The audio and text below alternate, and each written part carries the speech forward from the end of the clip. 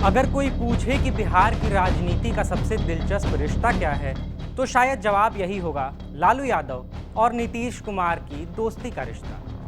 ये वही राजनीतिक धुरंधर हैं जो कभी साथ मिलकर बिहार की किस्मत को बदलने का बेड़ा उठाए थे। समय के साथ तमाम राजनीतिक परिस्थितियों से इस रिश्ते में दरार भी आई, लेकिन उन्हीं राजनीतिक परिस्थितियों ने इस दरार को भरा भी है। आज भले ही दोनों बिहार की राजनीति में एक दूसरे के विरोधी ही क्यों न हो गए हों, लेकिन लालू यादव ने आज तक ऐसा कोई बयान नहीं दिया कि नीतीश कुमार के लिए अब दरवाजे हमेशा के लिए बंद हो गए हैं। हालांकि तेजस्वी यादव ने टीवी 9 को दिए इंटरव्यू में जरूर कहा कि हम अपने पापा को जानते हैं, वो नीतीश कुमार को साथ कभी नहीं लाएंगे। सुनिए पहले उन्होंने क्या कहा। एक और चीज़ है, वो ये है कि अक्सर हमने सुना ये कहते हुए, नीतीश जी का भी आपने जिक्र किया था, लालू जी कहते हैं कि नीतीश जी के लिए दरवाजे हमेशा खुले हैं। क्या 2025 में भी खुले हैं? ना, हम पापा को जानते हैं ना।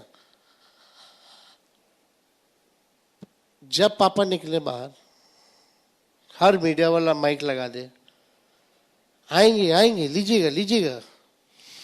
एक दिन तबाह होकर के बोल दिया आएंगे तो ले लेंगे, जाओ अब पीछा छोड़ो मेरा। तेजस्वी ने जो कुछ भी कहा वो बात अपनी जगह ठीक हो सकती है, लेकिन इससे इतर ये भी सच्चाई है कि लालू यादव कोई छोटे स्तर के नेता नहीं हैं, बल्कि बिहार की राजनीति के सबसे मंझे हुए खिलाड़ी हैं। ऐसे में अगर उन्हें जेडीयू के लिए हमेशा के लिए दरवाजे बंद करने होते तो उन्होंने अभी तक मीडिया में अपने मुंह से ऐसा बयान क्यों नहीं दिया।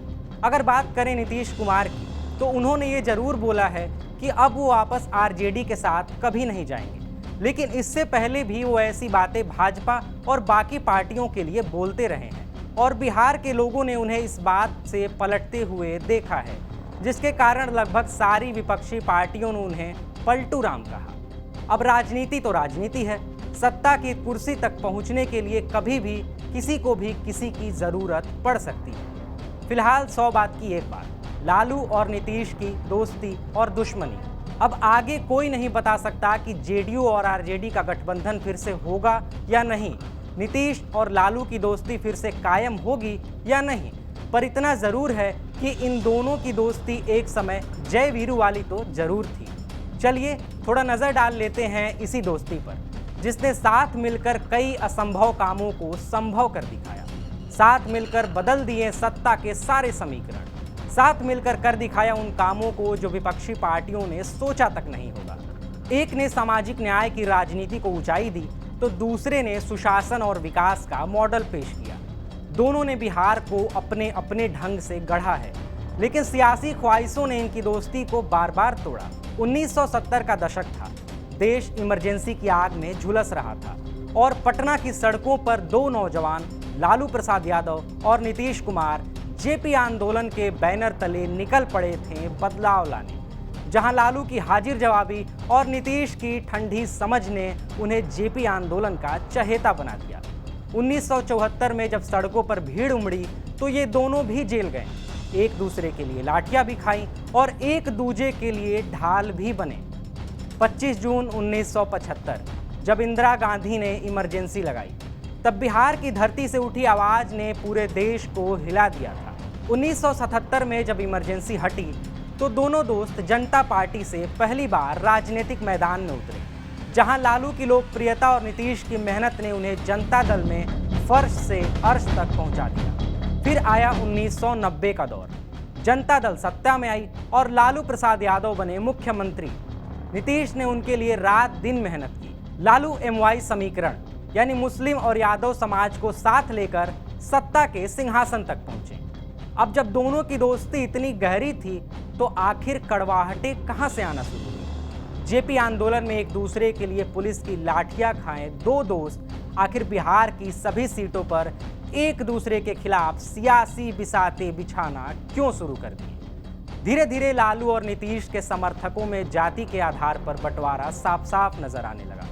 इसी के साथ साथ दोनों के चुनावी मुद्दे भी आपस में टकराने लगे। 1994 में नीतीश ने बगावत कर दी और जनता दल से अलग होकर समता पार्टी बनाई। यह वही मोड़ था जहां दोनों की दोस्ती पहली बार दुश्मनी में बदली। 1996 में लालू पर चारा घोटाला का आरोप लगा, जिससे उनको मुख्यमंत्री पद से इस्तीफा देना पड़ा और सत्ता के सिंहासन पर इस बार लालू यादव की पत्नी राबड़ी देवी बैठी।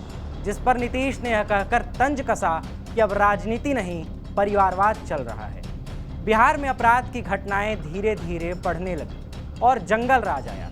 इसके बाद नीतीश ने जंगल राज के खिलाफ बिगुल फूंक दिया, मुखर होकर जंगल राज का विरोध करने लगे और 1999 में जाकर भाजपा से हाथ मिला लिया।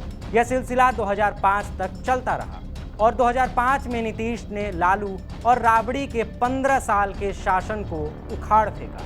धीरे धीरे बिजली, सड़क और कानून व्यवस्था में सुधार लाकर नीतीश कुमार बन गए सुशासन बाबू। इधर लालू यादव को चारा घोटाला में सजा हुई, उधर नीतीश का कद और बढ़ता चला गया। अब दोनों की राहें अलग थी और दुश्मनी की दरार और गहरी होती चली गई। फिर आया 2013, जहां नीतीश ने भाजपा से किनारा कर लिया, लेकिन 2014 में लोकसभा चुनाव हारने के बाद नीतीश काफ़ी कमज़ोर पड़ गए, जिसके बाद 2015 में भाजपा को हराने के लिए लालू यादव से हाथ मिला लिया और महागठबंधन बनाया। दोनों की दोस्ती तो लौटी, लेकिन वो पुराना भरोसा नहीं था। नीतीश दोबारा मुख्यमंत्री बने, लेकिन तेजस्वी और तेज प्रताप से तालमेल नहीं बैठ पाया।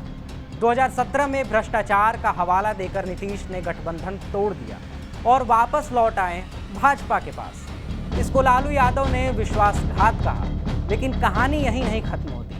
तमाम आरोपों और प्रत्यारोपों के बीच 2020 में नीतीश ने फिर बीजेपी को छोड़ आरजेडी से हाथ मिला लिया और तेजस्वी यादव बने डिप्टी सीएम। बिहार में लगा जैसे पुरानी दोस्ती फिर से परवान चढ़ेगी, पर राजनीति का रंग कब बदलेगा ये कौन जानता है। ये दोस्ती इस बार 2 सालों तक भी नहीं टिक सकी और 2024 में नीतीश ने एक बार फिर पलटी मारी और एनडीए में लौट आए वापस, जिसके बाद तेजस्वी ने उन्हें पलटू राम कहा। जनता को समझ में ही नहीं आया कि ये चल क्या रहा है बिहार की राजनीति में। जनता देखती रही कि ये तमाशा है या सियासत। आज की सच्चाई ये है कि कुर्सी अब भी नीतीश कुमार के पास है और सवाल ये है कि 2025 के चुनावों में क्या होगा। एक ओर नीतीश कुमार का अनुभवी चेहरा और दूसरी ओर तेजस्वी यादव युवाओं को आकर्षित करते दिख रहे हैं। बिहार की जनता किसे चुनेगी ये तो वक्त बताएगा, लेकिन जो बात अब तक साफ हो चुकी है वो ये है कि राजनीति में न कोई अस्थायी दोस्त होता है और न ही कोई दुश्मन। जेपी आंदोलन में शुरू हुई दोस्ती सत्ता की चालों में दुश्मनी में जरूर बदली, लेकिन चाहे दोस्त हो या दुश्मन, बिहार की राजनीति में लालू और नीतीश का नाम हमेशा गूंजता रहेगा। बने रहिए TV9 बिहार झारखंड के साथ।